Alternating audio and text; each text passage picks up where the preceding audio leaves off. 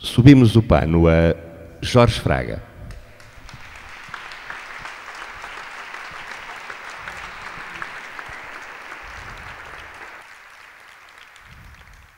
Isto é uma grande malandrice.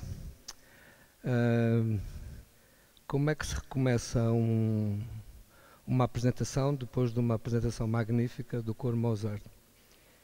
E eu vou começar pela última canção que eles cantaram, que é Indo eu a caminho de Viseu, a Jesus que lá veio, a Jesus que encontrei o meu amor, por isso cá fiquei há 37 anos. Não sei bem se foi o amor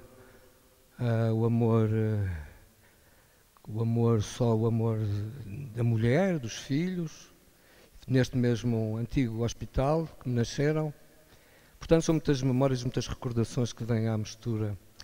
E como eu sou um bocadinho preguiçoso, porque sou um ocioso, e começamos já a discutir, eu favoreço o ócio e não o negócio, eu não consigo decorar tudo, portanto eu não sou ator, sou encenador. Embora depois no fim da carreira eu já saiba os papéis de toda a gente de cor. E então fiz uma cábula, peço imensa desculpa de vos trazer isto. E uma das questões que me levaram a aceitar participar nesta conversa, que sei que está ali com um tempo, mas eu nem quero ver, manda-me embora quando acharem necessário, ou eu próprio, é nunca desfraldar as expectativas das pessoas. Quando eu faço um espetáculo, ou quando eu preparo um espetáculo para apresentar ao público, tenho sempre um cuidado imenso de que hoje e ontem e há muito tempo as pessoas demoram e têm dificuldades e os bilhetes são caros e agora ainda mais por cima aos 23% do IVA sobre os produtos culturais, que é uma desgraça que devemos todos combater, todos que amamos a cultura e que achamos que a cultura tem que ser para toda a gente. E eu tenho que o dizer aqui, senão não ficava bem comigo e com a minha consciência. Nós devemos dar às pessoas uma razão de elas terem ido ao teatro, ao cinema, a ver coisas de cultura, terem o prazer de fruir e de se entreterem, mas ao mesmo tempo de irem para casa sossegados, refletindo sobre aquilo que viram. A arte não é inocente. Alguém que disse, e eu estou inteiramente de acordo, a arte é aquilo que nós vemos além do espelho. E nós vamos ver arte e vamos assistir aos espetáculos no sentido de levarmos mais alguma coisa connosco. Ainda por cima as pessoas pagam, têm que pagar o jantar, porque os espetáculos, infelizmente, em Portugal são depois da hora do jantar e as pessoas têm que ir para casa. E parece que agora até em Lisboa os transportes públicos vão fechar mais cedo, as pessoas... Vai ser mais difícil irem ver espetáculos porque depois não têm maneira de regressar a casa. Portanto, todo um cerco se aperta, mas isso a gente falará mais tarde. Portanto, a minha primeira intenção quando faço um espetáculo é que as pessoas não sejam defraudadas. Portanto, a minha questão de vir aqui hoje ter com vocês era saber o que é que eu posso vos dizer, vocês que pagaram para estar aqui, o que é que eu posso dizer para dizer assim, pá, ao menos aquele valeu a pena ter ouvido ou trouxe-nos alguma coisa de novo. Como pessoa do teatro, para mim o teatro, eu nunca me considerei um mensageiro. A mim não me interessa nada dar mensagens e ser muito importante dizer que é dar esta mensagem no meu espetáculo. Aquilo que me interessa é contar histórias. Uma história é contada e o que me interessa é que a história seja contada, que seja bem contada, seja bem interpretada, para que as pessoas percebam que há uma história por detrás e que as pessoas possam ver e ler as mensagens que quiserem sobre a leitura que nós fizemos do espetáculo. Falou-se aqui um bocado de identidade. A identidade de uma pessoa que faz um espetáculo está refletida na apresentação que o espetáculo tem, nas coisas que o espetáculo apresenta, no sentido que quando eu faço uma leitura de uma peça e interpreto e peço aos atores para fazerem ou trabalharem comigo, eu acho que há sempre um bocado do autor, do criador, nessa própria peça, tal como, felizmente, porque eu acho que o teatro é uma grande escola democrática de cidadania. O teatro permite, pelo menos é assim que eu vejo o teatro, trabalhar com os atores, trabalhar com os criativos, no sentido que todos os atores e pessoas tenham a sua identidade reconhecida e reconhecível dentro do espetáculo. O meu sonho foi há 37 anos, ou há mais anos, mas desde que vim para Viseu, vim para cá trabalhar, tínhamos um projeto que foi financiado pelo antigo FAOS, que agora é o IPJ, que durou 6 meses. Ao fim de 6 meses foi-nos cortado esse apoio, não era subsídio, era um trabalho que era pago por um projeto. E posso-vos contar alguns episódios pouco conhecidos. No final do primeiro mês nós temos chegado em Viseu, janeiro de 1977. Eu fui metido dentro de um carro e fui posto à porta, que é agora as portas do quartel, a seguir ao quartel, à saída para Coimbra, e ameaçado com uma pistola se eu voltasse, que me acabavam com a vida. E eu voltei a pé para casa, como é evidente. No 25 de Abril, que nós comemorámos o 25 de Abril de 77 no Rossio como espetáculo, por entre enquanto chão de um cabo de um aldrabão, da Companhia da Centelha, que foi a companhia que nós viemos para Viseu trabalhar, com as associações de jovens. Fomos ameaçados que se por acaso nós cantássemos a grândola no final do espetáculo, que nos matavam. E não estavam a brincar. E nós estávamos no Rossio, todos em cima do palco, como aqui, um palcozinho parecido com este, pequenino, no Rossio, e nós começámos a cantar, eu comecei a cantar a grândola, e o meu amigo e colega António Cruz, que já morreu, que nos ouve, se preciso existir, urinou-se pelas calças abaixo, porque de facto as pistolas estavam no ar, e ninguém nos matou, e nós estamos cá. E eu continuei cá e vou continuar, porque acredito que a cultura e o teatro, e porque as coisas mudam e que Viseu já não tem nada a ver. Vocês são muito novos, alguns que aqui estão, não se lembram nem sabem sequer o que era viver em Viseu em 1977, 1978, 1979. E por aí fora. Em Viseu, nós acabámos de ter dinheiro, não ganhámos mais dinheiro nenhum, e ficámos um ano e meio com a solidariedade da cidade. A cidade foi solidária com as pessoas do teatro e nós montámos 3 peças, fomos a festivais, ganhámos festivais sem um único subsídio, sem dinheiro, mas mantemos vivos com o apoio da cidade que a cidade nos deu. A verdade, muitos de nós foram-se embora, infelizmente, seguiram outros caminhos, eu continuei cá, permaneci cá. Quando a Centelha passou a Companhia de Teatro de Viseu e concorreu aos subsídios, como é público, eu não sou muito favorável a subsídios para a produção de teatro, sou favorável sim a que haja condições de trabalho para as pessoas nos espaços de teatro e nos espaços públicos de teatro que existam e que deem condições às pessoas para poderem trabalhar, e quem tem unhas toca a guitarra, é a minha teoria. Portanto, eu permaneci, mudei de rumo, e aqui chega uma outra paixão da minha vida, como toda a gente sabe, que é a educação. Há muitos anos que sou professor, comecei por uma necessidade e a necessidade faz um engenho e tentei dar o meu melhor.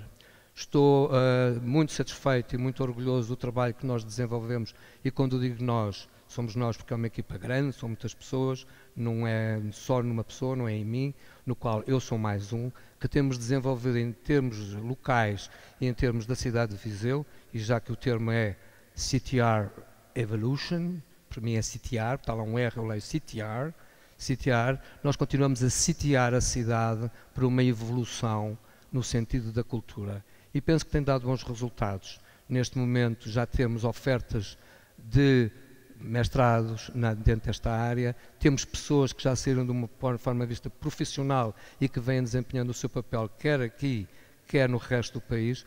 Portanto, eu acho que de alguma maneira o meu sonho ainda está a realizar-se, mas parte dele tem sido realizado. É engraçado que eu ouvi aqui a questão da felicidade, foi a primeira intervenção que eu ouvi, sermos felizes.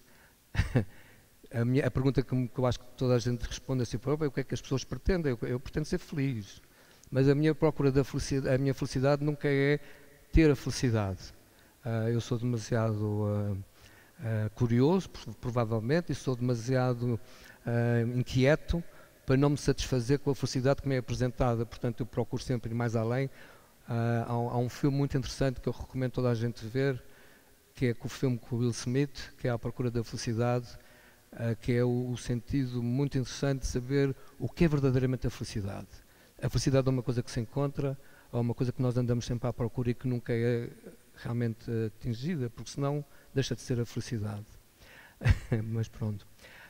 Outra questão que eu gostava de discutir com vocês, porque isto é tudo muito rápido e muito, vá lá, ainda falta, muito rápido, é a questão do artista. Pessoalmente eu não gosto muito da definição do artista, porque é um bocadinho depreciativa. Ele é artista, é um artista, ele é artista. Ou seja, há sempre um lado depreciativo quando se fala dos artistas. É artista. Eu gosto muito mais da palavra artesão. E basta ler a palavra artesão.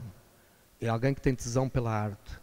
E o sentido da tesão da arte nunca pode também ser visto do ponto de vista depreciativo, tem que ser visto do ponto de vista da palavra tesão, da palavra que tem ganas. Eu ouvi aqueles tipos a dançar os ribatejanos, o caminho sempre da origem ribatejana deve ser disso. Nós temos que ter tesão pelas coisas, temos que ter tusa, desculpem o termo, temos que ter tusa pelas coisas, temos que ter mesmo ali vontade de fazer as coisas. Eu acho que isso é a grande diferença entre aquilo que vocês têm a mania de dizer o artista. Falam assim, o artista, são artistas. Ele é artista. De vez em quando dá-nos jeito, porque somos maluquinhos, somos tontinhos, podemos dizer o que queremos. É artista. Portanto, é assim, eu gosto dos artesões, e por cima vem do nosso património. O artesão eram pessoas que faziam as coisas, não sabiam fazer mais nada, que transpiravam, que suavam, que faziam o seu trabalho. E quando eu trabalho com os meus atores, eu gosto sempre que eles sejam também artesões, que eles tenham tesão, porque aquilo vão fazer, que não seja só para ganhar os tostões, para ganhar o seu dinheirinho, mas para trabalhar numa coisa que é nossa, que é de todos nós. Portanto, gostava de vos dizer isso sobre a questão entre o artista e o artesão. E isto tem a ver com, mais uma vez, desculpem lá, com a questão do teatro. O teatro é uma escola enorme.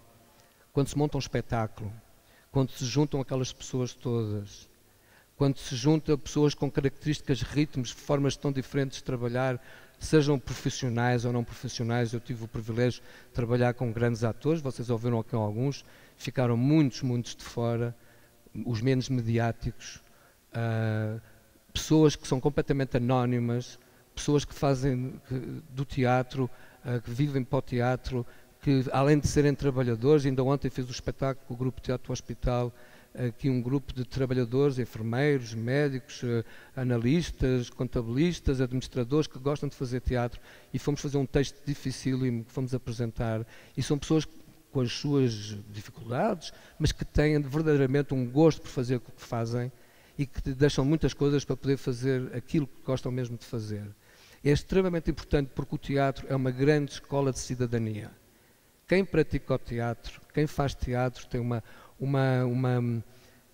abordagem na forma de trabalhar, de gerir conflitos, de resolver as suas situações mais, mesmo pessoais, porque isto, como diria alguém, a arte não é necessária, a arte é indispensável à vida das pessoas. Sem arte nós seríamos...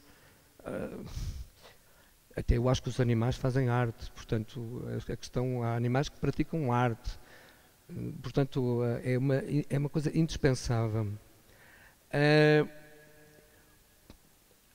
A questão que me levou também a aceitar poder vir aqui é poder usar esta tribuna para refletir um pouco com vocês qual é o papel. Qual é o papel da cultura, qual é o papel da arte neste momento, ou dos agentes artísticos nos momentos conturbados que existem? A primeira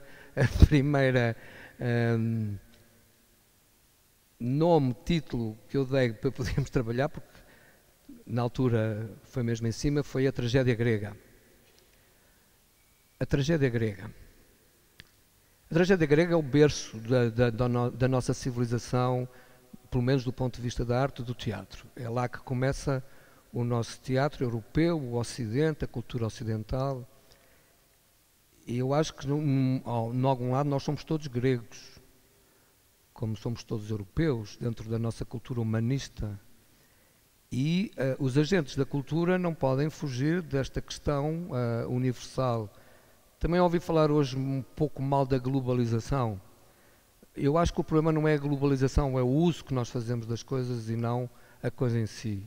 A globalização trouxe-nos coisas maravilhosas, até a nós portugueses, que fomos os primeiros a tentar dizer que descobrimos os caminhos para ali e para acolá, que trouxemos outras formas de viver e trabalhar e que introduzimos na nossa própria cultura.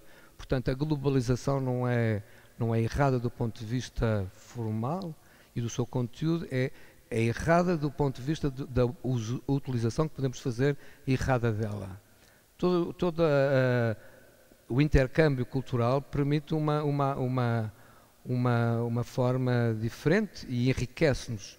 E não devemos ser tão contrários a isso. Mas o problema dos agentes culturais, para não me perder, é o que fazer.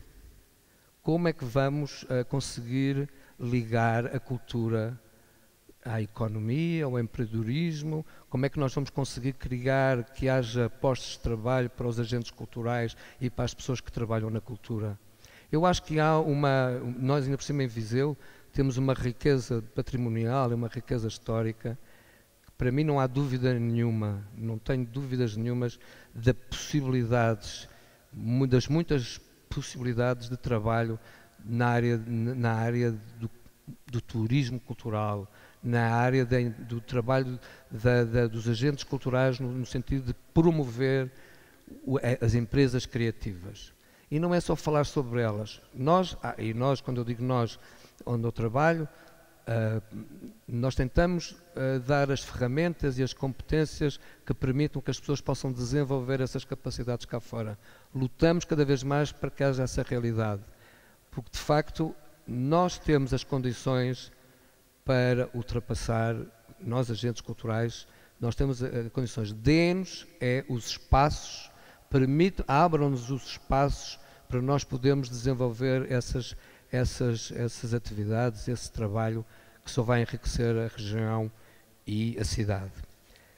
Para terminar, porque eu acredito que em momentos de mal-estar o humor faz sempre bem, e peço desculpa que eu não decorei, porque não sou ator, houve um senhor que escreveu um texto no início do século XX, um senhor chamado Karl Valentin, e que vou só ler aqui uma coisa muito engraçada, porque ele diz: porque é que estão os teatros vazios e o teatro devia ser obrigatório? Porquê todos estes teatros vazios? A razão é simples, porque o público não vem cá. E de quem é a culpa? Se cada um de nós fosse obrigado a ir ao teatro, as coisas mudariam completamente. Por que não instituir o teatro obrigatório? Porquê é que se instituiu a escola obrigatória? Porque nenhum aluno iria à escola se não fosse obrigado. É verdade. Seria muito mais difícil instituir o teatro obrigatório, mas não se consegue fazer tudo com boa vontade e sentido de dever. E à primeira vista o teatro não é uma escola? O teatro obrigatório poderia começar ao nível das crianças, com um repertório que compreendesse apenas contos. Numa grande cidade suponhamos 100 escolas e 1000 crianças. Todos os dias, cada escola, o que nos dá 100 mil crianças. Estas 100 mil crianças irão de manhã à escola e à tarde ao teatro obrigatório. Quantos atores encontrariam emprego instituindo o teatro obrigatório? Sabendo que tem que ir ao teatro, o cidadão não tem nada de escolher o seu espetáculo. Nem tem problema. Esta noite vai ver o Tristão ou outra coisa qualquer. E isso termina, desculpem lá porque isto é longo, eu gostaria que... Aliás, eu vi este espetáculo feito pelo Jorge Silva Melo em 1977, ele representou este papel brilhantemente. E diz assim: o teatro obrigatório universal que propomos levará ao teatro uma cidade cerca de milhares de espectadores. Será preciso haver cidades à volta de 20 teatros de 100 mil lugares, vejam só, e vejamos aqui, pela experiência não era bom que os bombeiros fossem voluntários, e então criaram-se as cooperações de bombeiros. Porquê é que isso resulta com os bombeiros e não resultaria com os atores? Aliás, em todos os teatros há sempre um bombeiro.